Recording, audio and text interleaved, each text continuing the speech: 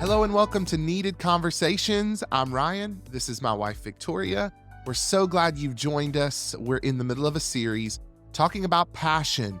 And we have discovered thus far that passion for married couples is much more in your control than you think it is. And so we talked about passion in week 1. And then last week we started a conversation on the 12 ways that you can initiate that spark again in your relationship or reignite it. So you want to stay tuned because we're giving the final 6 of those 12 today. But before we do that, we've got some business to share with you. Viktoriya. Yeah, we have been in really good conversations. It's very in depth. And I've always heard testimonies of so many couples that say that they listen to us while driving to work or heading somewhere like a vacation or something. It's only 30, 40 minutes, but it can change your life just having wisdom that is poured into you where you can, start those conversations and start implementing these tips that we're sharing with you guys that can become second nature. And also, we are a nonprofit organization. Our ministry is called Empowered Culture Ministries, and we have a grand vision, and we try to provide as many resources as we can for your support, for your growth as an individual, but also as a couple. We want to see families thrive. We offer counseling, mediation services. We have written many, many books. We're currently in the works of writing another book. It's going to be called Needed Conversations, which is on communication. And it will be launched, drum roll, it will be launched in September, which is going to be our main event, which we host every single year. It's going to be at Hotel Harkness. We're going to be back. And it's going to be a marriage retreat. It's going to be a great time, and we're going to focus on dealing with communication. So you want to stay tuned when those dates really drop and for you to sign up, because we're going to have limited space, and we want you and your spouse to sign up because it's going to be a time of refreshing, but it's going to be also a time of ministry and just a time for you to grow together as a couple. So I'm excited about that. That's right. So be on the lookout. The Forevermore Marriage Getaway is back, and it's at the end of summer. So this is your last big getaway right as school is getting ready to start and all of that good stuff, and before fall comes. And I know it's hard to think about right now because we're still in winter, but it's going to be an exciting time that you want to plan to be a part of.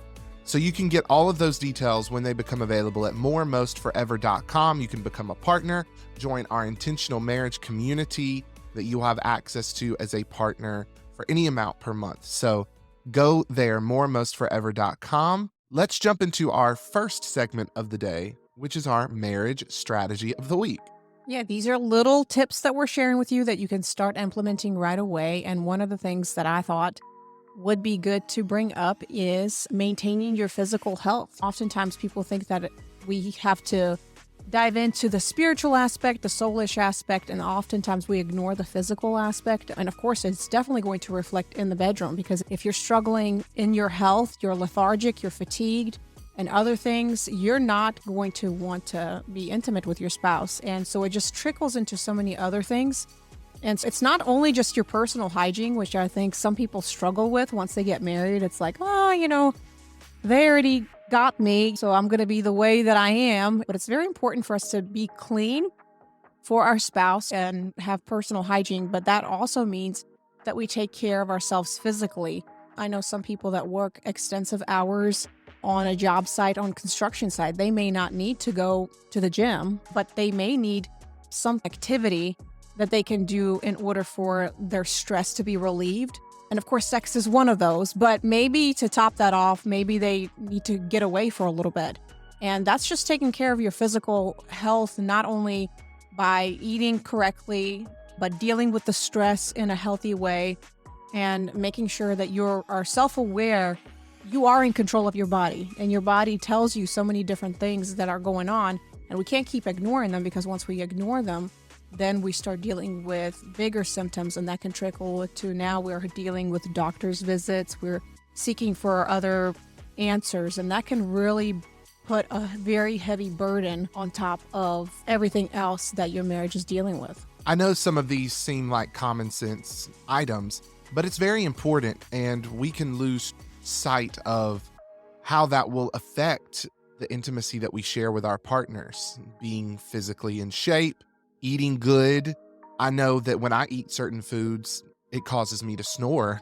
I know that's wild, but I think when I'm eating more late at night or unhealthy or fatty foods, then I'm going to snore at night. It's going to get her in a bad mood. There's no Because I way. don't sleep well. I'm a Right. light sleeper, so yeah. So you just consider those things. If you're wanting to spice up the relationship, men, brush your teeth before you go to bed. A lot of men skip that or take a shower, especially if you do manual labor. Instead of taking your shower in the morning, just take another one at night as well before you get into bed so that when your spouse snuggles up to you that you smell good and your breath is good. And eating healthy affects your libido, Yeah. it affects whether or not you are going to be in the mood.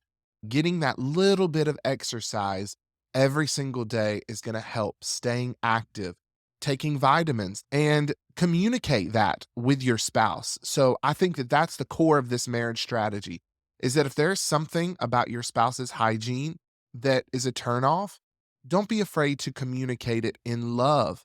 And listen up. If your spouse brings something to you, don't be easily offended. If there's something that you can't really take care of right away, maybe it's a different kind of conversation, but there are certain things that can be fixed really quickly. I saw someone on Facebook say that their mother taught them this thing that if something cannot be fixed within 30 seconds to a minute, don't tell a person in public. Basically, when it comes down to someone's looks or appearance, their weight, their Yeah. haircut, those sorts of things, why say it to them, especially in a public setting, when they can do nothing about it? It's just them feeling now self-conscious about the way that they look when it's something they can't take care of in that moment. Now, when it comes to having your shirt sticking into your underwear, or you've got something in your teeth, or you've got lipstick on your face, or your eyeliner is blurred down here, those are things that you can fix right away. And the same thing I would say applies to your marriage. Like, if your spouse can fix their bad breath by just making sure they brush their teeth before they come to bed, then that's a pretty easy conversation. But if they have a challenge with dental hygiene overall, and it's been decades, then that's a conversation that needs to be handled with a lot more care because they are not going to be able to turn that around with one brushing of their teeth. They're going to have to go to the dentist, get that plaque removed, or deal with the gingivitis. But when it comes down to those little bitty hygiene things and physical activity things, that is in your control to take care of right now. Even if you're not going to be 100% in shape tomorrow or lose that 50 pounds that you want to lose, even taking one 30-minute walk every day, you will be surprised how immediately that will affect your mood that day, that night, when you're sleeping. And so that's just a little bit of insight for you in your marriage strategy of the week. Yeah, and I wanted to finish this off by saying it's a lot easier to do things together. Like we wanted to confront some of the issues that we were dealing with, and we started going to our chiropractor together. We needed to lose weight, and we started doing together. We both had a little bit of different strategies, but I think that helped to motivate us in that so that one person didn't feel alone. And we kind of can be in the same rhythm and doing the same things like buying foods or going to a restaurant and making healthier choices and just supporting your spouse through that. That's right. This is your marriage strategy of the week. Now let's jump into this topic because we've been talking about the 12 things that you can do to help cultivate passion in your marriage. Last week, we talked about several things. Number one, active listening. Number two, empathy. Three, vulnerability. Four, quality time. Five, spiritual connection. Six, expressing love in their love language. And you can go back and listen to that episode. It's the one right before this one. But for now, let's jump into the next six, starting with shared experience. Creating memories with your spouse through shared experiences like traveling, hobbies, overcoming challenges, all of those things will deepen your connection with them. And one of the things we always say is even if you are not passionate about the things that your spouse is, it's not that you are going to end up being just as passionate about that hobby or that activity, but at least it gives you an opportunity to discover what makes them tick. Why are they so interested in it? And be able to step back and see your spouse in their element with them is very important. Now, If you're talking about hiking or some of these more physical, strenuous things, you're going to have grace on your spouse, right? If they're making the effort to do something that you enjoy, but they don't have as much physical stamina, dial it back a bit and make sure that that experience isn't about competing or training for a competition, which you might normally do, but it's more about connecting with your spouse and meeting them where they are. But those shared experiences, of course, can go far beyond just those strenuous adventure hiking type activities. It could be as simple as going to a movie theater or going to some of these, they have movie festivals where you go and it's a particular genre of movies or it's independent movies. It could be going and visiting a small town that's a short drive away from you and just exploring to see what that town has to offer, trying new food, looking into historical sites, those sorts of things. I wanted to bring up your parents as an example because they take it to the next level. I think they love to plan their trips, and so they like to talk about their trips, but they do a lot of research. They listen to podcasts, they work through, like, what are the best restaurants, and they do that together, and I think that anticipation builds, and so that helps them to, like, get through a lot of their stressful work that they're doing because they're both executives, but I think it also helps them to connect when they're so separate throughout the week and they're traveling. Those are the things that kinda unite them together and bring it back and say, "This is something that we're doing as a relaxing thing to reconnect," and we're able to experience these things together and build up to that specific event. So I love that you can really build that intimacy by just allowing your spouse to experience some of the things that you may be enjoying, or maybe there's something that is a hobby that you both like, and maybe you can continue to cultivate that. But anyway, I thought that that was a good example because I think the longer time that you spend together, whether it's having a conversation about a specific thing or actually getting away and spending time together, I think that that builds intimacy and increases your passion for one another. Yeah, the next thing, number 8, is personal growth. This is to encourage and support each other in their personal growth and development, celebrate each other's successes, and be there for each other during failures. And I don't think that that's necessarily, driving into what their growth pattern is and kind of being all up in their business all the time. But it could be as simple as I know my wife likes to read at night and she's reading parts of the Bible or reading books. And I'm not sitting there reading it with her. But when I see that she's closed that book, sometimes I'll say, "What did you learn today? What you been reading about?" And it could be a simple 3 to 5 minute conversation, but it gives me some insight. I see what she's doing and it's a point of connectivity. But also, I think this extends to making sure that you celebrate your spouse's milestones. If you see that they're really investing in themselves, whether that be their education or they've come through a certification program or they achieved a certain personal goal with their health, really celebrating them, writing them a note or buying a special gift or taking them out to dinner and really celebrating those moments of achievement. That helps you grow together because when one of you wins, both of you wins, and that continues to forge that intimate bond between you. Yeah, and like what Ryan said, that my personal growth and the way I do things is different than what Ryan does. And I think a lot of times couples struggle with that because they feel like, well, this is what I'm doing for personal growth, and this is what my spouse need to be doing too. And that's not necessarily true. I think everybody has a different approach to personal growth. So don't like get bogged down that there has to be a specific strategy.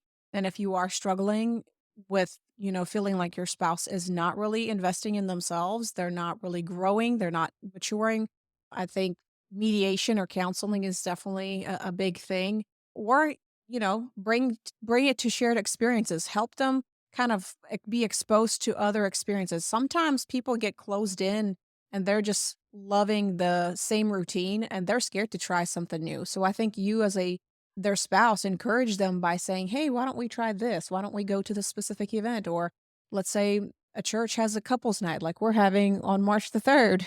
Some people are just not extroverted, so they don't really seek out opportunities to do something outside of what they normally are used to. So if you're more of an extrovert and you want to spur your spouse on with personal growth, Don't be condescending. Don't tell them that they're uneducated and they should be doing what you're doing, but just say, hey, let's try this out together. Let's go together. Let's experience this and see what we can learn from that. Yeah, a lot of times personal growth is spurred on by just changing up your routine. You might go to the same restaurant all the time, or you might take this particular path to work. You'd be surprised how changing little things can initiate cycles of growth. And so that's important. And that kind of rolls into our next point, which is respect and appreciation.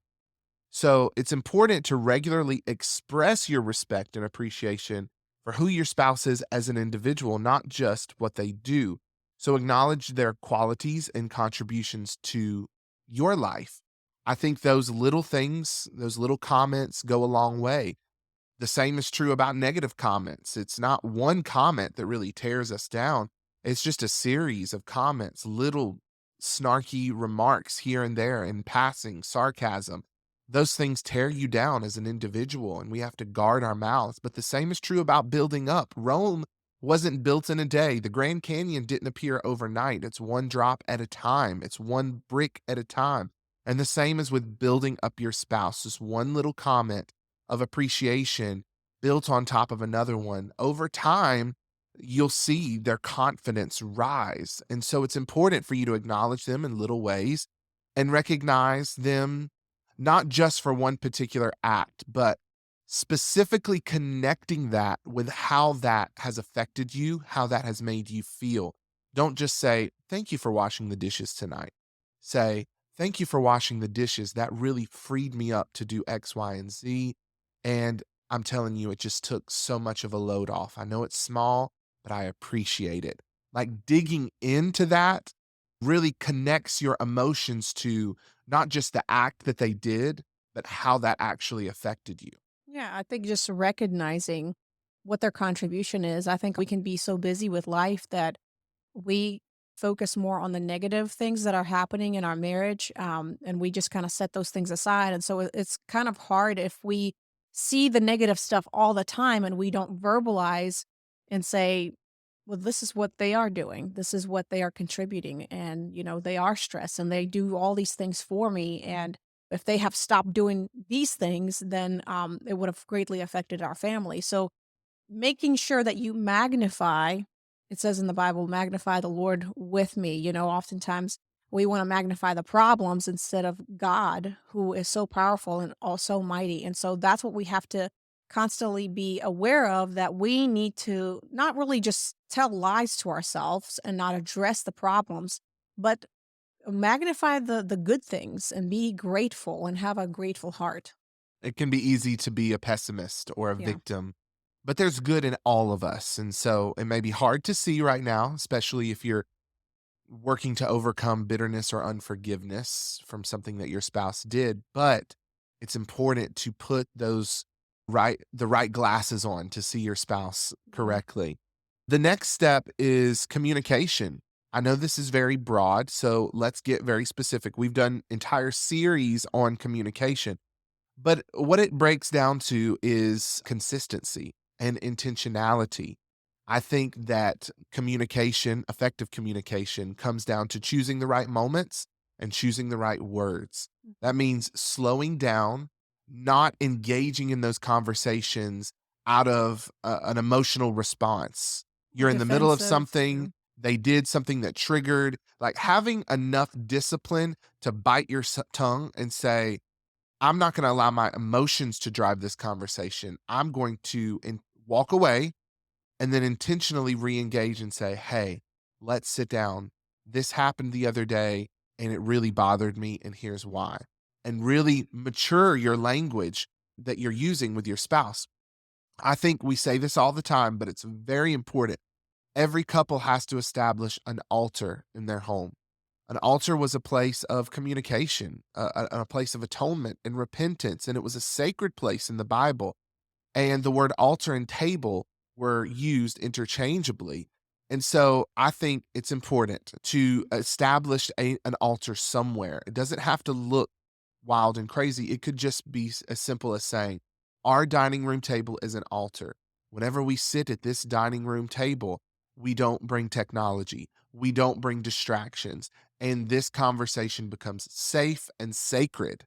It doesn't have to be your dining room table. It could be a coffee table, a side table in between two chairs in your room, a table in between two rocking chairs on your back porch. I know a lot of couples who have different approaches, but saying we are going to designate time maybe once a week or every other week where we will sit down. Hey, you might get as good as waking up 30 minutes to an hour early every morning or before you go to bed, sitting in those chairs with a nice cup of tea or coffee and taking that time to have the conversations that you need to have. And it kind of flows into point number 11, which is forgiveness and patience. In effective communication, you just have to be very patient and understanding. You have to approach each conversation not with your fists up and trying to defend your position and really striving for them to understand you, but come to listen, as we say, listening to understand versus listening to respond, because we get defensive. So we want to like choose the words that they've said and then filter it in our minds. And then, like, let's come up with the best phrase that I can put out there to say, hey, I'm right in this situation. But instead, maybe you need to be quiet and not be so vocal about some things. And maybe you need to ponder. Maybe they are right. And it's really not about being right or wrong. It's about just approaching this conversation with an understanding heart. There's things that I don't understand in the Bible, but it doesn't mean that I don't believe that they're true. I know that the Holy Spirit has to do his work in me and bring those scriptures during the times where maybe I can learn a lesson in a specific way. And Holy Spirit does that whenever I'm working with my hands. And that's kind of when I hear God more. And sometimes God brings me that scripture that I didn't understand. And sometimes you need to go back in silence and just mull over the words that your spouse said, not to come back with like a punch, but to say, I might not understand fully what you're saying or your approach, but I'm going to pray about it and see how we can come to some kind of an agreement. So be patient and be forgiving. Don't just say, I'm not having a conversation ever again because they hurt my feelings and I'm just going to like be silent for 3 days. Yes, I think that we have to put ourselves where our spouse is and sit from their vantage point and then say to ourselves, have I been just as unfaithful or have I fallen short in the same ways that they have? Not even towards your spouse, but towards God. I Mhm. think that people overlook the scripture that says, if you don't forgive, your sins are not forgiven. So, who is forgiveness really for? It's for you. It's to set yourself free from the bondage of the pain that was imposed upon you, and also to become very reasonable with your responses. There are certain things that need to be discussed in depth and dealt with on an emotional level and the roots, pulled up. But then there are other things that are just not worth crying over. It's not worth putting your energy into. And I think that the longer that you're married, the more you start to pick your fights more carefully. Listen, we're human, we make mistakes. That's not even worth going into because life happens and we're all capable of failing and we have to show each other grace and mercy. That's the key to every healthy relationship is forgiveness, being able to forgive quickly and to move forward. Our last one is a little bit more lighthearted. Number 12, the 12th way of engaging passion is through physical connection. And it can be as small as a little touch here and there in passing, making sure you have touch points throughout the day. I think that it happens for me more naturally than others just because it's my love language. And no matter if it's my wife, just in general, I tend to, walk by and pat people on the back. But specifically in marriage, I find that it's helpful to just engage in these little playful touches throughout the day that keeps you connected, especially in work intensive seasons when you might not have that prolonged time to spend together physically, but you're keeping that connection alive just by walking by, stroking their back, patting them on the butt, bringing them in there for a long hug and kiss, something like I that. also would say it softens the blow whenever you feel like you get in trouble with your spouse and I think maybe they would have already went off, but because you chose to, like, approach them and give them a hug or apologize and just make them laugh, I think it just makes the situation a lot lighter and easier, and I think it just relaxes your spouse to say, "You know what? Maybe that was not such a big deal." So I saw a reel that was saying, it was like this setup where this couple was in the car and it said, after you've been married for years, this is how you get over an argument and get back right with your spouse. It's basically in the car and you just bring up random things. Like you both were angry and you dealt with it, but you're just sitting there quiet and you're like, so did McDonald's change their logo? Or Mhm. randomly say, like, did you hear about such and such? Just a random comment about something that happened in the news. Yeah. I don't know, it's laughable, but it's true. It's like, "Hey, is it really that big of a deal?" Yes, there are things, obviously, that can be traumatic and hurtful and offensive, but I think we give too much weight to some of these small things, and then we withhold from our spouse. Lean into those playful moments and build that physical connection. That's going to help forge this bond of passion between you. So, those are the 12 things that you can do to initiate or reignite that spark between you and your spouse. Any final comments about those? No, but if you missed last week's episode, be sure to go listen to that episode. These are really good pointers that you can apply. And again, I know it's a lot of information, but once it becomes a part of your daily routine, you don't even have to think about them. I think we're just bringing this at the forefront of your day just to kind of say, let me be more intentional about approaching my spouse and doing these little things. And in doing those little things, you'll see a humongous change if you're consistent and intentional. And it may be good just to lay out all 12 of these things. And we're going to post it on social media through a carousel. And so you can have it right there and maybe take 12 weeks. And every week, Make yourself a yeah, challenge. add Yeah. another component, right? Let's start with a shared experience. And the next week, let's be intentional about touching and passing more. Then the next week, let's establish the altar in our home to have conversations and just keep building. If the 12 weeks turns into 16 weeks or whatever, at least you're making progress. It's not about being perfect and hitting all 12 of these marks because you're not going to hit all 12 of these, especially every single day. But if you just grab a handful of them and say, today, I'm going to do this. In 3 months' time, you're going to look back and see that your marriage is so much healthier and so much more vibrant, and you're passionate about one another. Just start now. Don't wait for any special moment, special occasion. I'm going to start this on my anniversary or their birthday to be kind and show them appreciation. No, start today. As soon as this podcast ends, I want you to choose one of the 12 and do it with your spouse immediately. Don't wait for another opportunity. This is your opportunity. So I hope that you've enjoyed this. Make sure that you're subscribed on social media at More, Most, and Forever so you see that carousel of posts when we put it out there. All 12 of these items, may even do a blog post on it as well.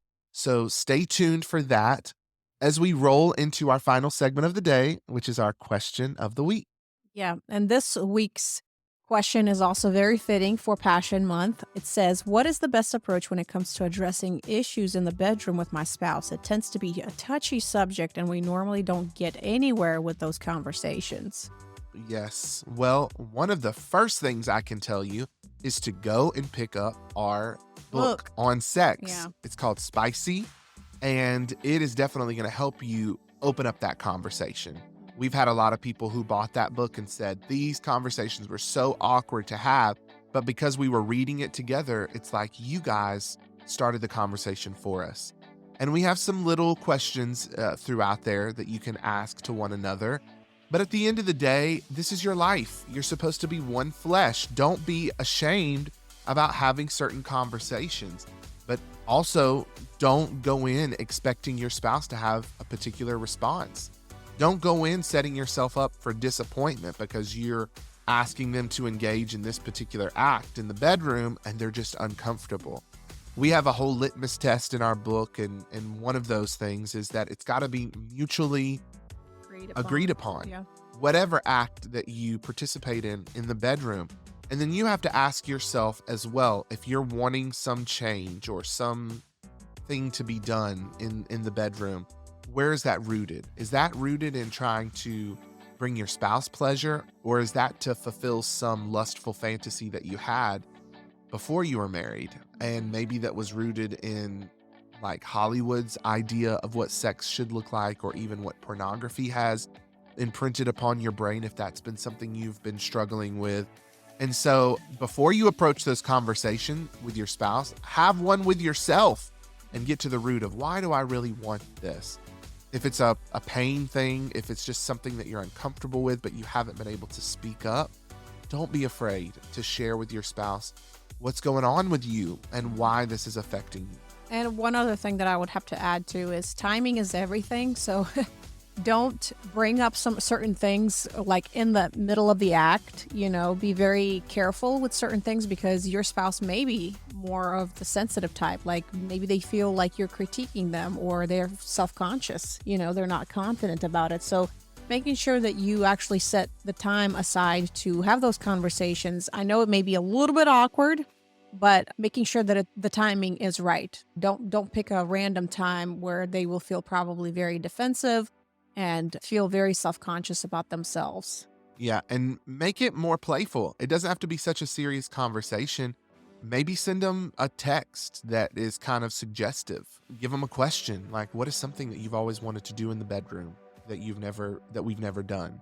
Yeah. Or I don't know. I could go on. I'm trying to be mindful of how much we want to share on this podcast, because we know certain people, little people, may be listening in the car as well. So if you want more on this topic, definitely pick up our book, Spicy, and you can get that at moremostforever.com. Yeah. Well, thank you for joining us today. It's been a great episode. We're going to continue this conversation on passion into next week. And also, I want to encourage you to join our intentional marriage community.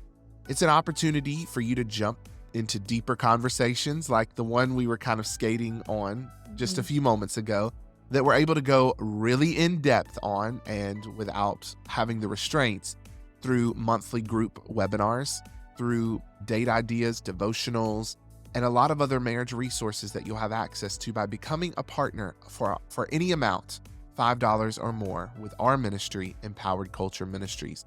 So what are you waiting for? Go and sign up right now. As little as $5. That investment is going to go such a long way, and you're going to have access to our community site where you can create a login, look at a lot of our posts, and engage with other people that are on there and share. This is a great group to be a part of, because you'll be intentional about growing together. So your spouse can be on there and you can be on there. But I wanted to encourage you guys to make sure that you are subscribed to this podcast, Needed Conversations, because next week is going to be an incredible interview with Extraordinary Marriage. They wrote a book called The 6 Pillars of Intimacy, and we're going to dive a little bit deeper on the physical aspect of that. So they are experts in that field, and so we're excited to interview them next week. So be sure you are subscribed to this podcast so that you're notified when that episode comes out next week. Depending on how that conversation goes, we might have to put a little disclaimer at the front, because they are definitely experts in the realm of sex and intimacy, so you're not going to want to miss it. Tune in next week for that. But until then, it's been a needed conversation. Go and do one of these 12 things to your spouse right now. Just go. Do them to your spouse. Do them to your spouse. One of them. All right. We'll see you guys later. next week.